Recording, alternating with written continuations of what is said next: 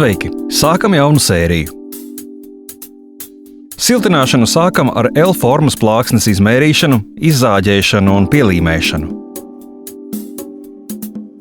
Strādājam tālāk. Vadoties pēc tā paša principa, izzāģējam L-formas plāksni arī loga virspusē.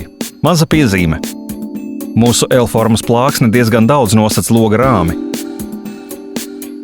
Kad sāksim izolēt starpas, loksne nedaudz pabīdīsies. Plāksni var nostiprināt ar stiprinājumu dībeli.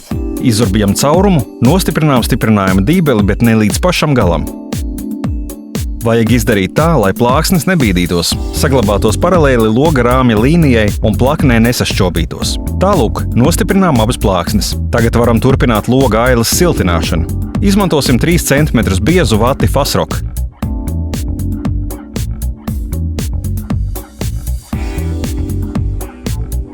Vate jau ir sagriezta mums vajadzīgajos gabalos.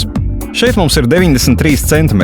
Vate ir sagriezta tā, lai mēs to varētu vienkārši salikt. Pieliekam pie loga rāmja. Ir svarīgi neatstāt nekādas atstarpes un nekādas augstuma spraugas.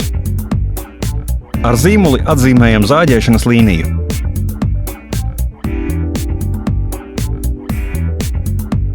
Ar zāģi nozāģējam nevajadzīgo daļu. Zāģējam ar rokām.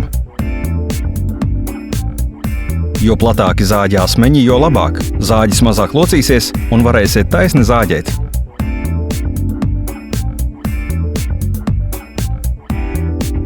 Zāģējam taisni.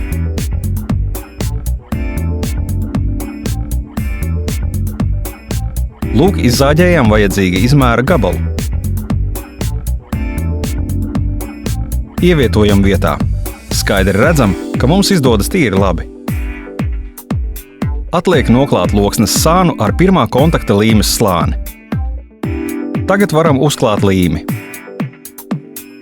Tāpat pirmo līmes slāni uzsmērējam arī uz citiem mums vajadzīgiem izolācijas elementiem. Šo arī sasmērējam ar līmi. Ievietojam vietā un salīmējam. Neaizmirstam līmeņrādi. Pārbaudiet horizontālo plakni pie rāmja un ārējās vertikālās plaknes.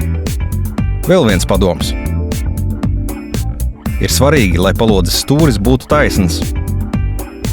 Šis stūris ir ļoti svarīgs, jo, kad fasādes apdare būs pabeigta, no tāluma varēsiet saskatīt, vai loga apdare ir taisna vai nobīdījusies uz sāniem. Piekrītat, ka šķība fasāde neizskatās labi. Tādēļ stūros bez kompromisiem cenšamies ievērot taisnas malas. Nevajag satraukties. Ievērojot manas rekomendācijas, gala rezultāts būs lielisks.